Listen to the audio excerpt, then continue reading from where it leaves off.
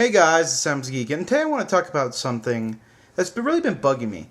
And it begs the question, does being really competitive in a game kill fun in the game for you? I've been noticing this amongst my friends, especially in Halo Reach, and in myself. I bought Pokemon Black, and I used to play Diamond and Pearl competitively in small-scale tournaments online and in local tournaments. But nowadays, I haven't touched Black's multiplayer. Why have I not touched Pokemon Black's multiplayer? It's because I know if I play it, I'm going to hate it. I know it. I know just based on how the Pokemon play in single player, how the different types. I know that I'm going to hate it because every time a new Pokemon game comes out, I like it less and less just due to the fact that it adds more complexity and it takes a lot more skill and a lot extra time to actually train these Pokemon to even be feasible in battle, because you have to EV and IV train, you have to make sure they have the proper nature, and I noticed that, I just really don't have the time or even want to do that, and I really feel that it complexes the game and, it leaves a lot of openings for cheapness and unbalances it a lot. And it's stuff like that I guess when you play a game competitively enough, where you actually do it for money, you actually start noticing in the newer games all the faults of it. Like every little fault. I love Halo Reach, but my friends who used to play Halo 3 and 2 competitively hate the game. Hate it. And it's not just people like from here on YouTube that I know, but people in real life. And they just hate the game. And I love the game. I think it's a blast. I have so much fun. As you can see here, I'm playing this game, and this is the reason I chose this game as the backdrop, is because I have a blast playing this game. I have all sorts of fun. But a lot of people I know hate the game just because they feel it's more imbalanced than Halo 3.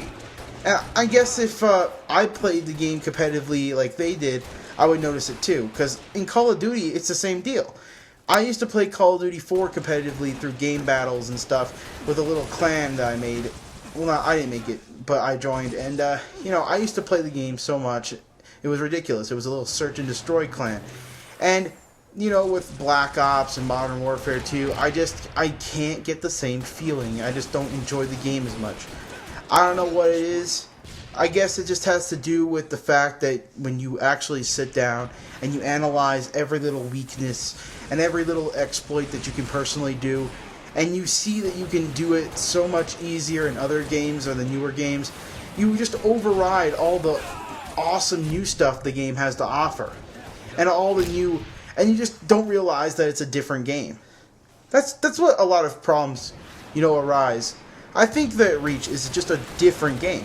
I mean, I was bored of Halo 3. I did not like Halo 3 in any sense, just because I was really bored of it. I didn't have any fun playing it. I thought it was a completely different game. I not a completely different game from Halo 2, but I felt it was more of the same. I felt it was really slow paced in comparison to games I was playing at the time, like Call of Duty 4, Call of Duty 2. And, I just didn't have fun with Halo 3. Going back on it now, when I went to play it earlier this year, actually not later, but I had a lot more fun than I thought I would. I don't know. I guess when you play games too much, and you play a certain kind of game too much, you just gotta realize that you're not gonna have fun with it if you try to take it too seriously or try to play it to win. So a lot of these newer games like Homefront and Crysis 2, I try to ease back and not care about score as much. Arguably, it kind of makes me worse at the game, because that's what I've been doing. It's made me a little worse at the game. But I've noticed I've had a lot more fun. I've had a lot more fun with Homefront and Crysis than I originally probably would have if I tried to play it from a standpoint that I want to win. And maybe, this competitive drive, and we're just looking over the fact to just have fun with the game. I mean, we spend $60 on each one of these games. You should at least try to, enjoy it.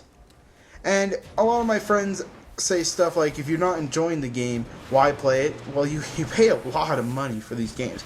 I paid $40 for Pokemon Black, and unfortunately, I haven't played it that much because, I don't know, it kind of pisses me off. It really does, to be honest, even in single player. Just because I don't like the new Pokemon, I just don't like how they play, I don't like the way they feel, and I know it's a good game, from a critic standpoint, it's a really good game. If it's your first Pokemon game, it's definitely the one you should start off with. It's fantastic for that.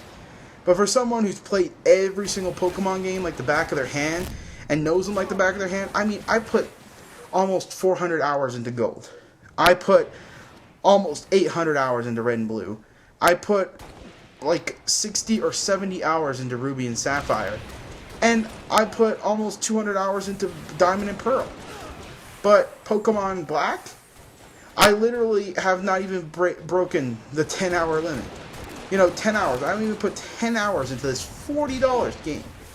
I think it was like $40, $35, somewhere around there. Whatever a DS game costs. It's still a lot of money. It's a lot of money I put into a game just to only put 6 or 7 hours into. And I know I put that much into Crisis, but the multiplayer, I still have something to fall back on there. And I'm afraid to touch the multiplayer of Pokemon Black just because I know I'm not going to like it. I know it. I just know how the game plays. I'm probably not going to like it.